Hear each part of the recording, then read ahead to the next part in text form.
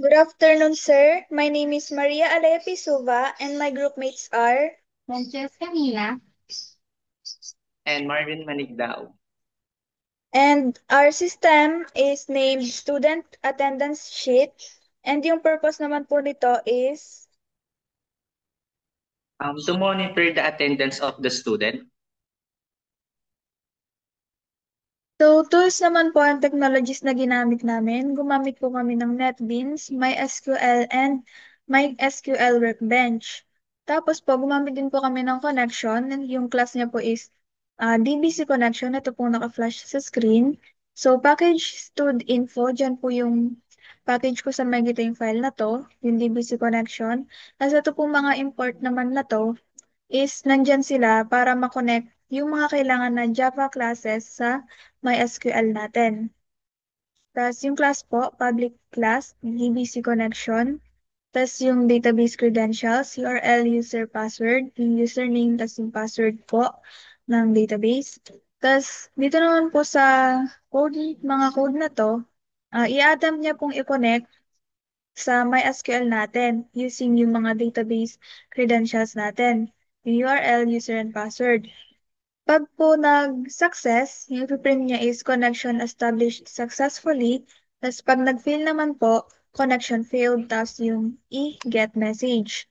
Tapos dito naman po sa code na to, sa baba, i-close niya na po yung connection after nating magamit o pag after na natin siyang gamitin. So, database design, yung sa may users and students tables naman po natin, itong naka-flash sa screen. Users table, ito po yung sa may login authentication po natin sa Java systems natin. So, para maging login success, dapat ito po yung ilalagay nila. Sa username, dapat admin. Tapos password, dapat admin 123. If hindi po nakastore dito yung ilalagay nila, magiging login fails. Pero if ito po yung ilalagay nila, yung nakastore dito, magiging login success po siya. Tapos, yung i-display po na yung i-display po niya is welcome administrator. Tapos sa students tables naman po, ah ito po yung laman niya po, yung students information. Lahat po nung in-input ng student, dito po malalagay. Like, i-input niya po yung name niya, yung ID niya, yung name niya, yung course, year, attendance status, time in. Nandito po lahat-lahat ng students information and details. So yung database connection naman po natin is itong class na pangalan is user DAO. This class handles all the database operations for the user objects na kinakailangan natin sa pag-login para sa login authentication. So, ito pong code na to, dito, magre-receive po siya ng username and password. And i-check niya po if nag-exist yung username na yon and password dun sa database natin. Tapos dito naman po, itatry niyang i-connect yung uh, MySQL database natin sa DB connection. Tapos ito naman pong dito sa baba, siya yung magre-receive, ay siya yung mag-insert ng user's input sa SQL query natin. Tapos itong result set naman po, siya yung mag-restore ng result and mag-execute ng SQL select. Tapos ito namang if, yung sa may rs.next, ito po, ah magre-return siya ng true if a record exists. So, pag nag-return po siya ng true and yung value po na yun is nag-exist, magla-login success po siya. Tapos, itong dito sa baba, itong catch, siya naman po yung magpiprint ng any SQL or connection error sa console natin. Tapos, ito naman pong return null, siya naman yung sa invalid login. Kung example, mali po yung username or password na nilagay nila, magiging invalid login po siya, magiging login fails. So, yung i-discuss ko naman is itong public class student DAO. So, the student DAO or data access object class manages database operations related to the student data, and it handles creating the table, inserting, updating, deleting, and retrieving student records from the databases.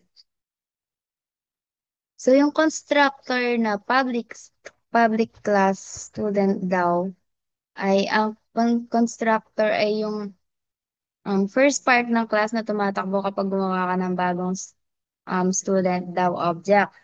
Yung trabaho niya, yung set up yung environment para maging ready yung object. Dito tinatawag niya yung create table if not exist na method para siguraduhin niya na yung students table ay naka-access na sa database bago tayo magsimulang mag-operate. So yung next is itong private void create table if not exist. Ito yung method na nag-check na kung yung students table ay existing na sa database. Kung wala pa, gagawa siya ng table na may mga columns na kailangan natin. Yung ID, name, course, year, attendance, status, time in, time out. Tapos, create table if not exists. Ito yung mismong SQL command para gumawa ng table. Yung if not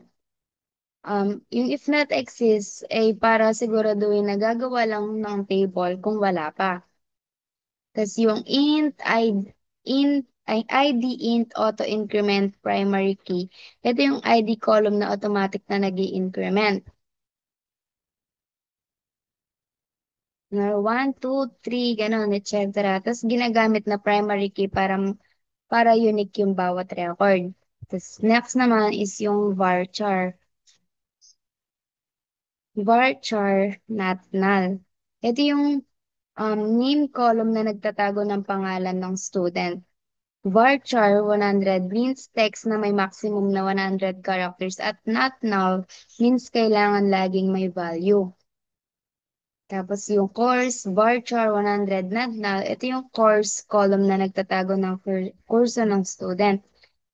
Year int not null, ito yung column na nagtatago rin ng year level ng student. Int means integer or buong numero.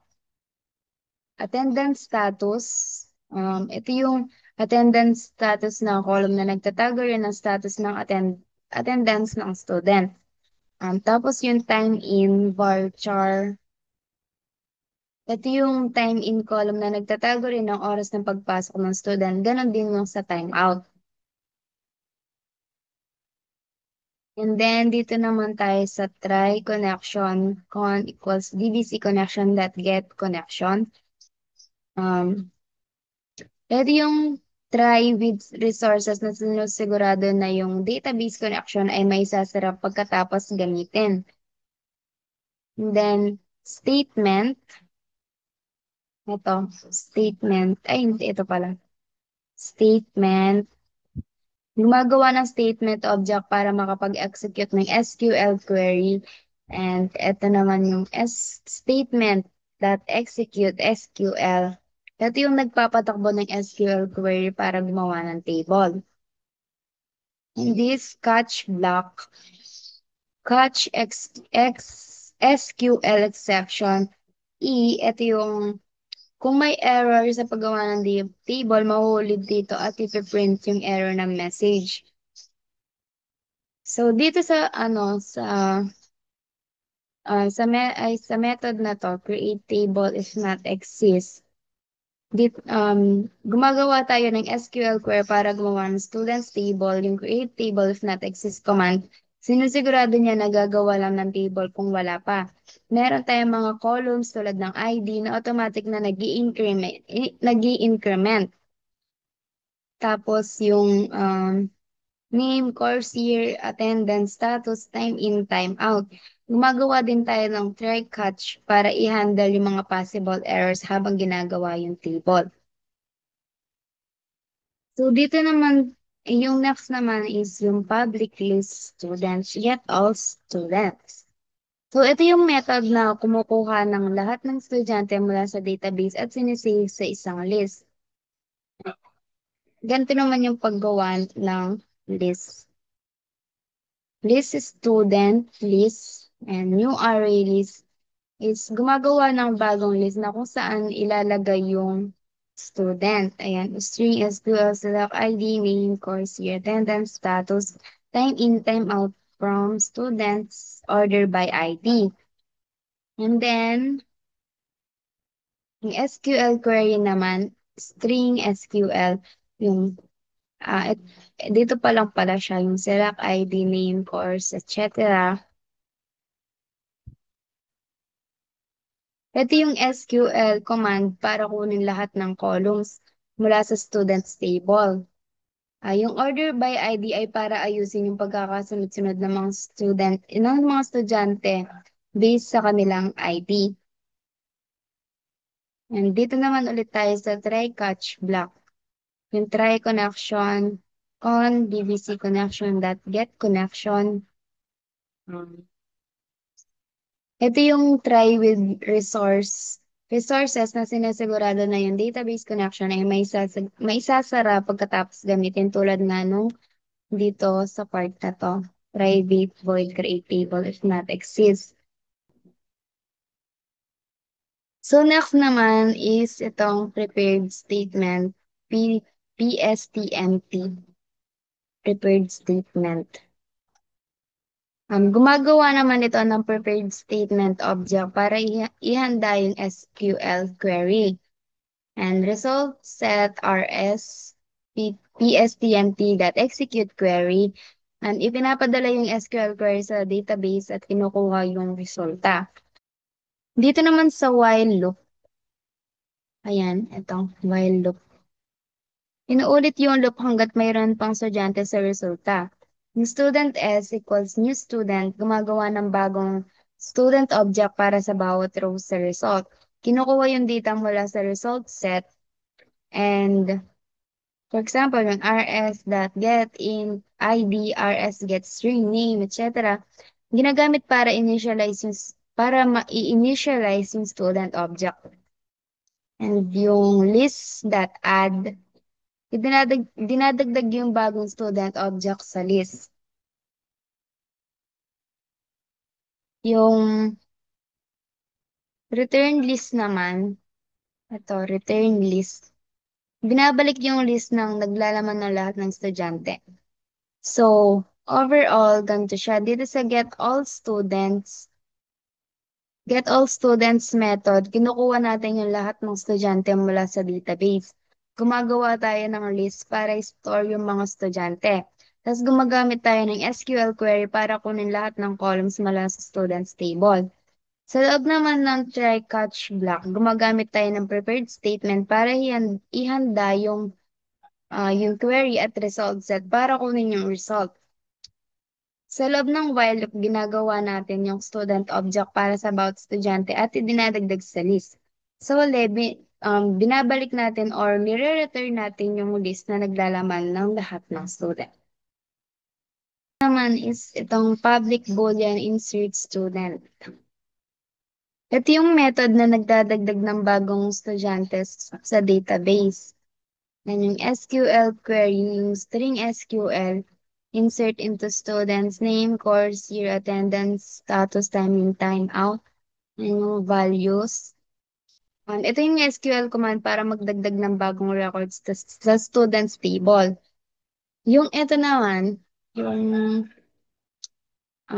question mark, ito yung mga placeholders na napapalitan ng mga values. And then, try catch block. Tulad din to ng kanina. Ito yung gumagawa ng, ito yung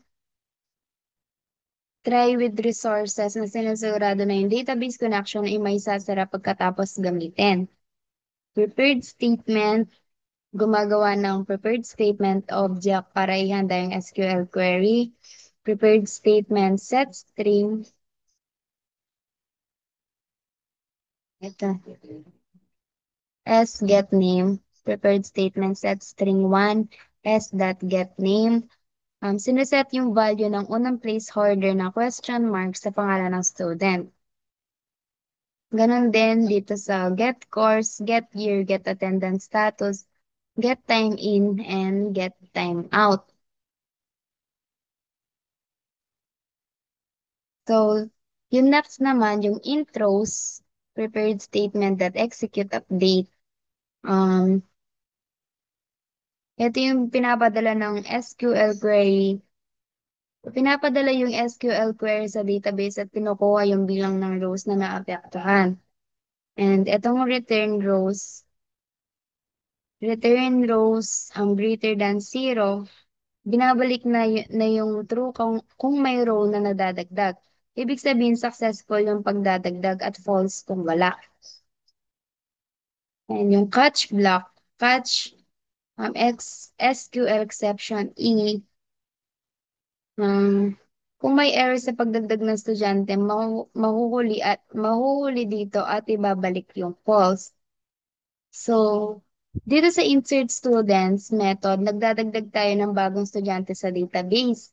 And gumagamit tayo ng SQL query na may mga placeholders para sa values ng estudyante. Sa loob ng try-catch block, gumagamit tayo ng prepared statement para ihanda yung query at iset yung mga values ng placeholders. Tapos, ipinapadala natin yung query sa database at binabalik yung true kung successful yung pagdadagdag at false kung hindi. Dito naman tayo sa public boolean update student. Ito yung method na nag-update ng existing na estudyante sa database. So, yung SQL query natin na string SQL, update student, set name, course, year, attendance status, time in, time out, where ID is yung question mark. And dito naman sa try catch block,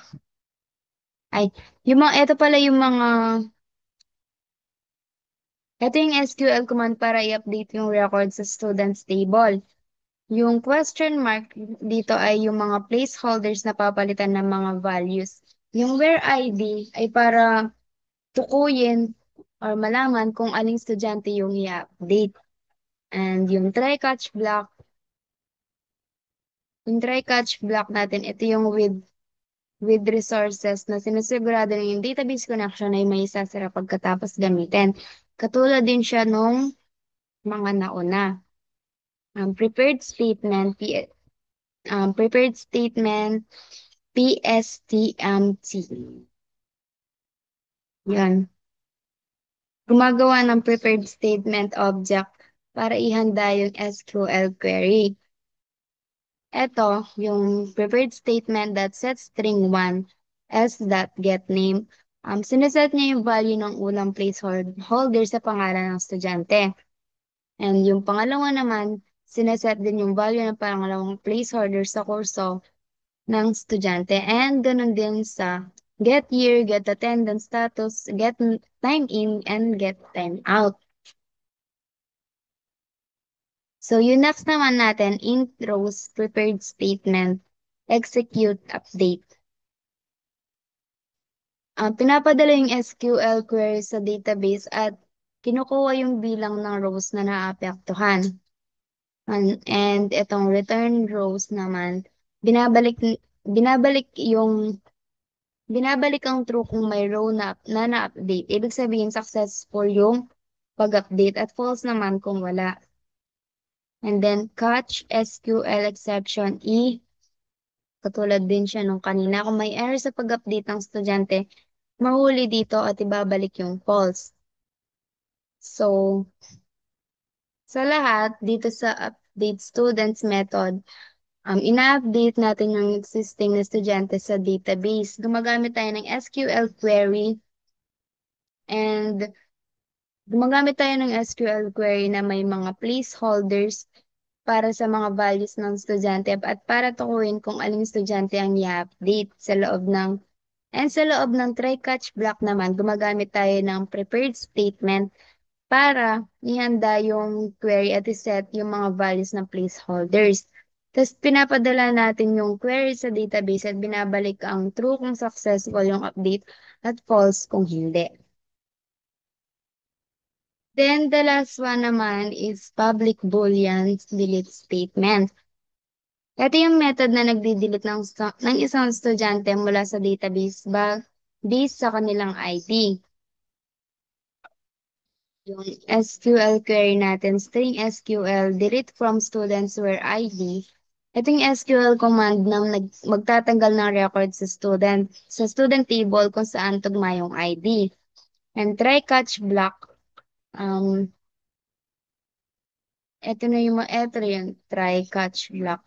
Try connection con is equal to dbc connection dot get connection prepared statement pstmt is equal to con dot prepared statement SQL ganon. Um, Kaso na sinisigurado na yung connection ay may sasara pagkatapos gamitin. Same lang din sa mga nauna na kagaya na sinabi ko kanina. And ito namang prepared statement that sent in to one ID is set yung placeholder na question mark sa SQL query gamit yung ID na binibigay sa method. And ito namang intros prepared statement that execute update is ito naman yung ipinapadala yung delete command sa database at kukunin yung bilang ng rows na na-delete. Yung return rows naman, magre-return ng true kung meron ng na-delete na record. Ibig sabihin successful yung pag-delete at false kung wala. And this one, yung catch block, same lang din nung kanina. Kung may error sa process, mahuli dito at magre-return ng false. So overall, dito sa delete student int ID method, tinatanggal natin yung estudyante mula sa database gamit yung kanilang ID. Gumagamit tayo ng SQL query na may placeholder para sa ID and sa loob ng try catch block, piniprepare yung delete statement at isiset yung ID na gusto nating tanggalin. Pagkatapos, ipapadala naman natin yung delete command sa database at kung successful, magre-return tayo ng true. Kung walang na-delete, magre-return tayo ng false. So, ito naman yung mga challenges and learnings na na-encounter namin sa paggawa ng aming database. Handling SQL exceptions and ensuring database connection stability, designing a flexible and scalable data access layer, ensuring the database schema matches the application's data model. And ito naman yung mga learnings namin. Proper use of tray with resources for automatic resource management. Using parameterized queries for security and robustness. Making the table creation dynamic and idempotent with if not exists. That's all. Thank you.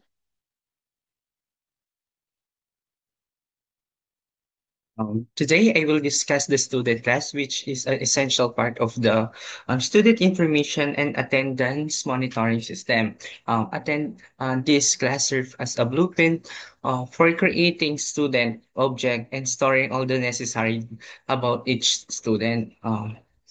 Purpose of the student class acts a model that represent one student in the system. It organizes information such as student ID, full name, course, year level, attendance status, time in and time out. These structures allows the system to handle student record in a clean and organized way.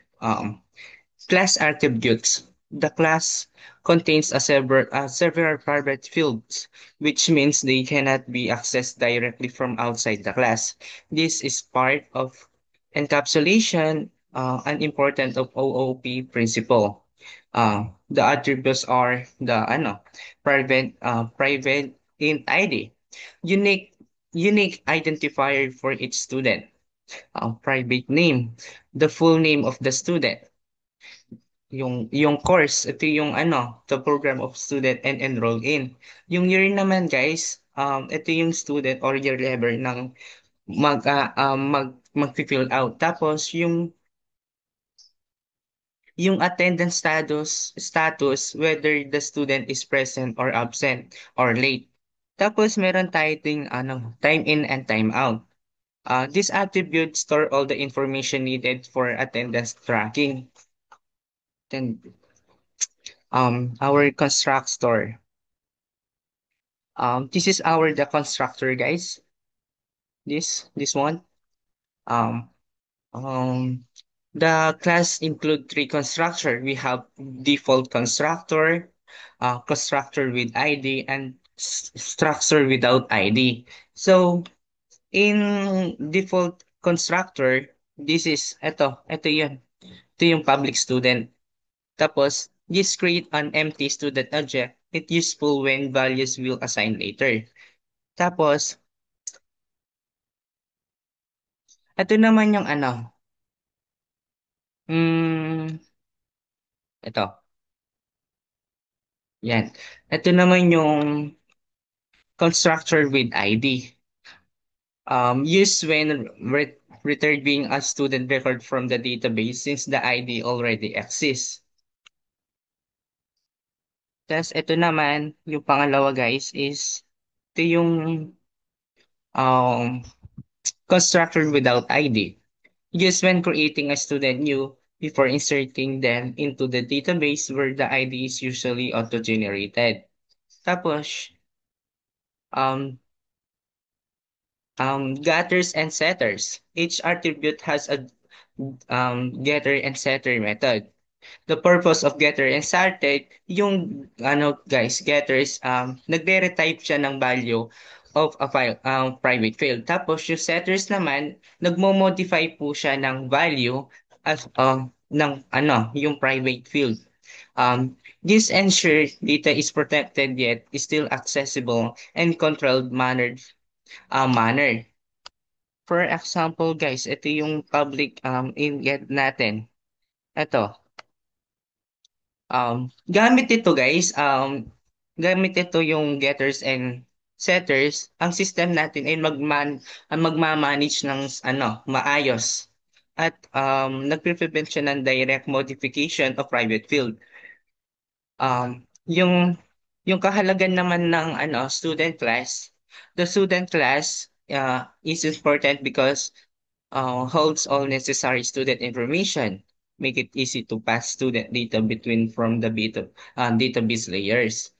Connected the user interface with database operation.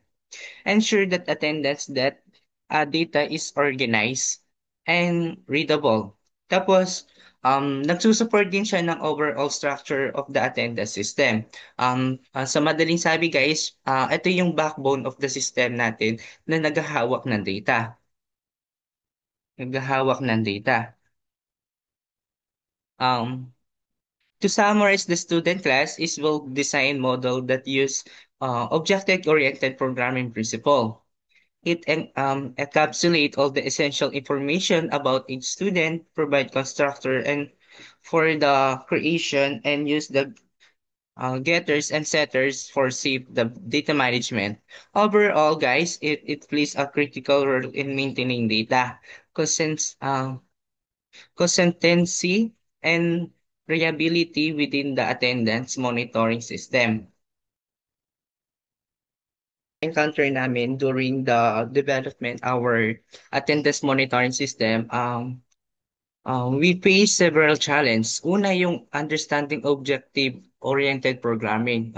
Creating classes such as student teacher and DAO files requiring a strong understand and encapsulation constructor and data handling. At first, structuring this proper was difficult. Yung pangalawa naman guys, ito yung database integration. Connecting the system to both SQLite offline and SQL online involved configuring drivers, testing, connection, and handling SQL errors. Managing two different database required extra attention. The third naman is yung GUI development. Ito yung Swing or NetBeans. Designed from linking buttons and updating data displays in GTable. Need careful coding. We had to ensure that GUI remain user-friendly and functional. The fourth is attendance logic. Implementing time in, time out, and attendance status require proper formatting and validation. We need to ensure data saved correctly without duplication or errors. The last guys, yung panghuli naman, ito yung debugging and testing. Fixing test syntax error, null pointer issue, and database mismatches took time and patience. Ensuring all modules work smoothly together was a major challenge. Tapos yung natutunan namin guys is na-improve namin yung OOP knowledge namin. We learned how to create well-structured Java classes using attributes, construction getter, and setters. Yung pangalawa, yung database handling. Naging kaming mas familiar kami sa SQL queries, prepare statement, connecting Java to SQL database, tapos yung handling CRUD operation. Tapos naman, yung pangatlo naman, practical GUI development. Natutunan namin kung paano gamitin yung NetBeans GUI Builder. Tapos, paano kami magkukonect do sa GUI components to backend logic. Tapos naman, paano din kami mag-display ng data using JTable. Tapos, natutunan din namin yung trigger methods through buttons. Tapos, better problem solving naman, debugging and fixing errors, improve our analytical thinking and patience. Yung team collaboration namin, working on different modules taught us how to cooperate, divide tasks, and integrates code smoothly. Closing short recap of the system. Tapos, in the summary, guys, our attendance monitoring system is designed to make student attendance tracking efficient, simple, and accurate. The system allows teacher to record time in and time out, marks attendance present, absent, or late, view and update student record, save data automatically in database, SQLite and or MySQL, MySQL. Tapos, using Java OOP, Swing, GUI, and database integration, we develop a system that is both functional and user-friendly. This project strengthened our technical skill and give us hands-on experience in building a real-world application. Ayan, mag-short recap tayo about do sa ginawa namin system. Ito yung attendance student sheet. Monitoring system namin ay isa siyang Java-based system na ginawa para maging madali, mabilis at organized ang pagre-record ng attendance ng mga estudyante.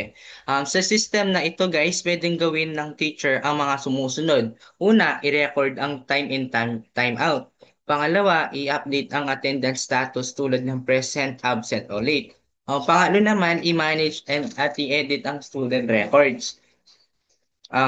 Gumamit din kami ng Java OOP para sa maayos na data structure. Gumamit din kami ng Swing GUI, NetBeans para sa user-friendly interface. Tapos, gumamit din kami ng SQL database para sa safe at reliable na data storage. Overall, guys, ang system namin ay tumutulong para maging mas accurate at organized ang attendance tracking habang pinapakita rin ang naging skills namin sa programming at system development.